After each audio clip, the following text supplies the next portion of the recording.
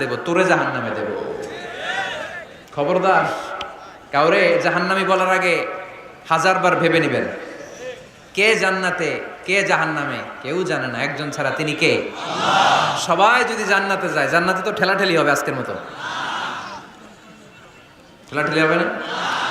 সর্বশেষ জাহান্নামের আগুনে 1000 বছর পুরে যে লোকটা জান্নাতে যাবে, তার জান্নাতের সাইজ হবে এই পৃথিবীর 10 গুণ। জান্নাতের এক একটা যে দরজা হবে, বিশ্বনবী বললেন মা বাইনা মাক্কা তাওয়া হাজার, সৌদির মক্কা শহর থেকে বাহরাইনের হাজার শহর যত লম্বা, জান্নাতের এক একটা দরজা ঠিক তত লম্বা। সেই হিসাবে এক ধাক্কায় কয়েক হাজার কোটি জান্নাতি একবারে ঢুকবে। আমরা আমাদের দরজা দিয়ে, ঘরের দরজা দিয়ে একসাথে কয়জন ঢুকি?